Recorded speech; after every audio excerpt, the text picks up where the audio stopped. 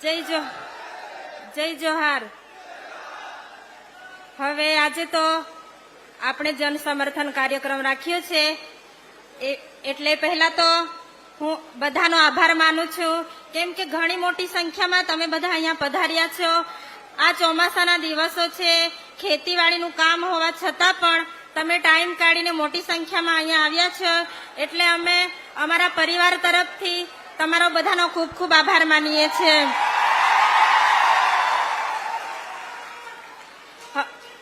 હવે આજનો ખાસ મેસેજ છે કે ગઈકાલે જ્યારે અમે વડોદરા ગયા હતા અને જેલનો કાયદો હોય છે કે અઠવાડિયામાં એક વખત મુલાકાત કરવાનો હોય છે, પરંતુ મુલાકાત માટે નથી ગયા અને વિડીયો કોલથી વાત કરી છે। આપણા બંને મુખ્યમંત્રીઓને પણ અમે વાત કરાવી છે, એટલે આપણા ધારાસભ્યએ મારા લોકોને મારા વતી મેસેજ આપજો એવું કહ્યું છે, એટલે હું તમને જે મેસેજ આપવા કીધો છે તે હું તમને અહીંયાથી વાંચી સંભળાવું છું, તો તમે બધા ધ્યાનથી સાંભળજો। અને આપણા જે સમર્થનમાં સ્ટેજ પર બિરાજમાન મહાનુભાવો પણ પોતાનો ટાઈમ કાઢીને આવ્યા છે, એટલે એમનો પણ આપણે હૃદયપૂર્વક આભાર માનીએ છીએ, એટલે બધા આપણે તાળીઓથી વધાવી લઈએ।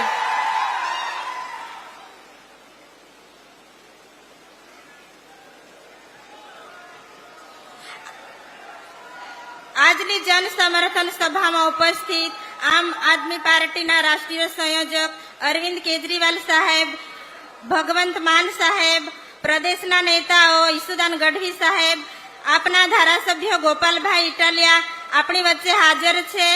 આપણા સમાજના લોકોને સંબોધન કરવા માટે ડેડિયાપાડામાં આવ્યા છે, તે બદલ એમનો આપણે આભાર વ્યક્ત કરીએ છીએ।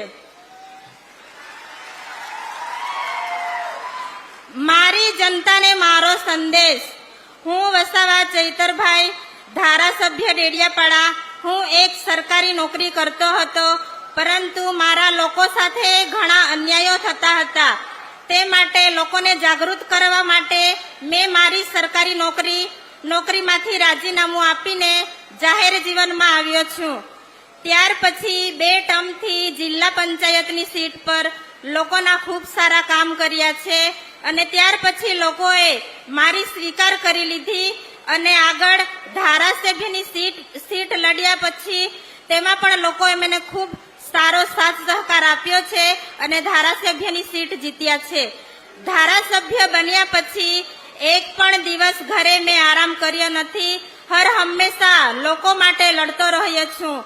મારા લોકો સાથે સરકાર ખૂબ મોટા અન્યાય કરી રહી છે, તેની સામે મેં બાયો ચઢાવીને લડત આપી છે। તે સરકારને ગમતું નથી, એટલે મારી પર ખોટા કેસ કરીને મને ફસાવવામાં આવ્યો છે। સાચી હકીકત એ છે કે જ્યાં મીટિંગ કરવામાં આવી હતી ત્યાં એ બનાવ કશો બન્યો જ નથી, છતાં પણ આ એક બનાવટી વાર્તા ઉપજાવી છે અને ત્યાંના સીસીટીવી ફૂટેજ પોલીસ દ્વારા ગાયબ કરી દેવામાં આવ્યા છે।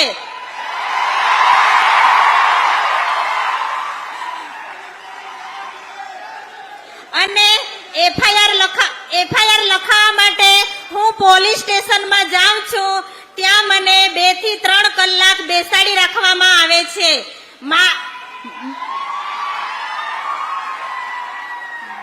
મારી એફઆઈઆર લખતા નથી, પોલીસ સતત ફોનમાં રહીને બધે પ્લાન ગોઠવે છે અને મીડિયા સાથે પણ મને વાત કરવા દેવામાં નથી આવતી। પોલીસ તંત્ર સીસીટીવી ફૂટેજ ગાયબ કર્યા પછી આ એક રાજકીય ષડયંત્ર ઊભું કરીને મને ફસાવાનું કાવતરું રચ્યું છે।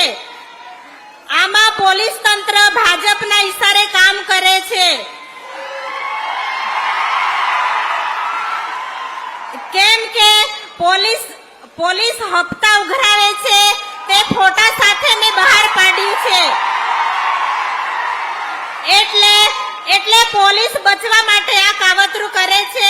આ કેસમાં કશું છે જ નથી, પરંતુ રાજકીય સ્ટન્ટ લેવાના ભાજપના દલાલો પણ કામ કરે છે અને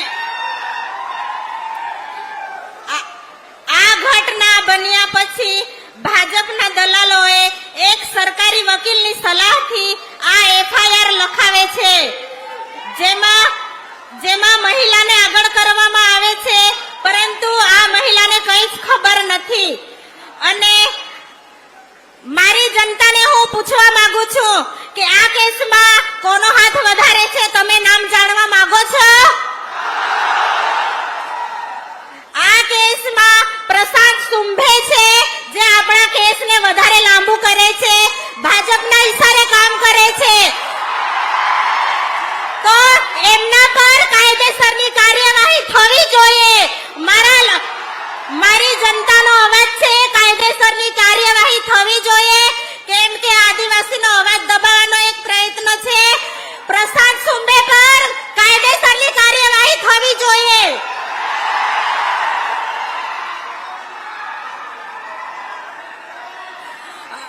અને પોલીસ સ્ટેશનમાં હું જાઉં છું, ત્યાં બેસું છું, ત્યાં મને મારો પરિવાર મળવા આવે છે, તેની સાથે પણ મને મુલાકાત કરવા દેવામાં આવતી નથી.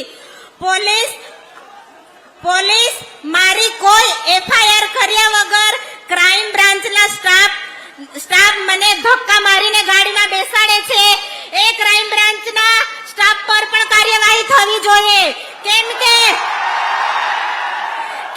એક ધારાસભ્યનું અપમાન કર્યું છે. ક્રાઇમ બ્રાન્ચના સ્ટાફ પર કાર્યવાહી થવી જોઈએ. તમે કોના ઓર્ડરથી આ કર્યું છે, એ મારી જનતાને જવાબ આપો.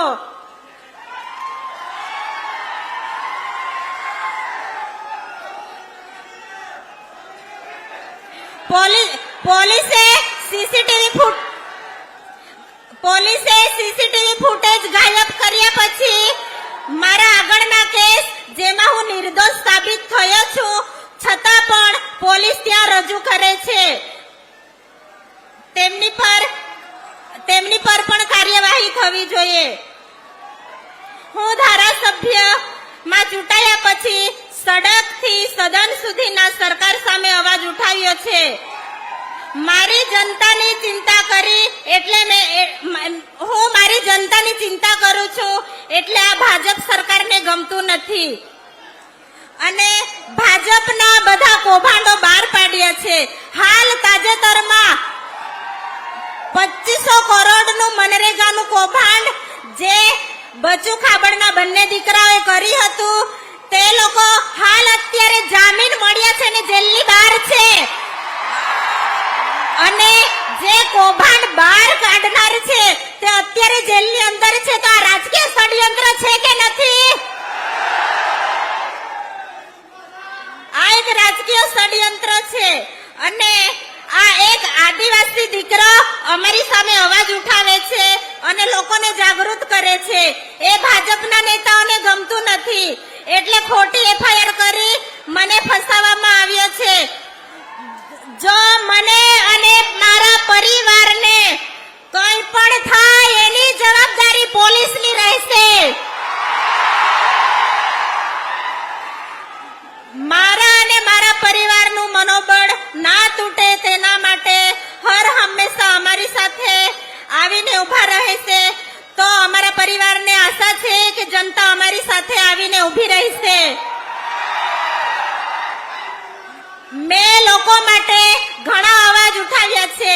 કેવડિયામાં આદિવાસી યુવાનો પર થયેલા હત્યા માટે પણ મેં અવાજ ઉઠાવ્યો છે. કેવડિયામાં આદિવાસીના ઝૂંપડા તોડી પાડવામાં આવ્યા, રિક્ષા ચાલકોની રોજગારીઓ બંધ કરવામાં આવી, રાજપીપળા ગરીબોની દુકાનો તોડવામાં આવી, કાયમી ભરતી કરી જ્ઞાન સહાયક લાયા હતા, તેના માટે અવાજ ઉઠાવ્યો હતો. સરકારી દવાખાનાઓમાં પૂરતા સાધનો નથી, સ્ટાફ નથી, વિદ્યાર્થીઓની સ્કોલરશીપ બંધ કરી દેવામાં આવી હતી, તે પણ સરકાર સામે અવાજ ઉઠાવીને ચાલુ કરાવી છે. રોડ રસ્તાના કામો હોય, વન વિભાગના અત્યાચાર માટે પોલીસ દ્વારા સતત હેરાન કરવામાં આવતી, એના માટે પણ અવાજ ઉઠાવ્યો છે. ખેડૂતોના સિંચાઈ માટે અવાજ ઉઠાવ્યો છે. ખાણ ખનીજના માફિયાઓ માટે પણ અવાજ ઉઠાવ્યો છે. નકલી કચેરીઓના કૌભાંડ માટે પણ અવાજ ઉઠાવ્યો છે. હવે ભાજપના લોકો કહે છે કે ધારાસભ્ય બન્યા પછી શું કામ કર્યું છે, તો સાંભળો કે ડેડિયાપાડા અને સાગબારામાં પહેલા 8 કરોડ અને 43 લાખના રોડ રસ્તાનું કામ મંજૂર કરાવ્યું હતું ધારાસભ્યએ અને ત્યાર પછી 15 કરોડ 40 લાખના રોડનું કામ કરાવ્યું છે. એટલે આ ધારાસભ્યનું કામ બોલે છે. હવે આજે દુઃખનો સમય છે. તમે અમારી સાથે ઘણી મોટી સંખ્યામાં ઘણે દૂર દૂરથી બધા આવ્યા છો. તમારો બધાનો આભાર માનીએ છીએ અને ધારાસભ્યએ બધાને યાદ આપી છે અને કહ્યું છે કે જ્યારે મારા પરિવારને જનતાની જરૂર પડે તો તમે સુખ દુઃખમાં પણ અમારા પરિવાર સાથે આવીને ઉભા રહેજો, એવી રીતે મેસેજ આપવા કીધો છે. અને જે પણ મીડિયા મિત્રોએ આપણા ફેવરમાં જે ચેનલોએ ચલાવ્યું છે, લોકો સુધી સાચી હકીકત પહોંચાડી છે, મીડિયા મિત્રોનો પણ અમે આભાર માનીએ છીએ અને લોકો અમારી સાથે હર હંમેશા આવીને ઉભા રહેશે એવી અમે આશા રાખીએ છીએ. આભાર. જય આદિવાસી.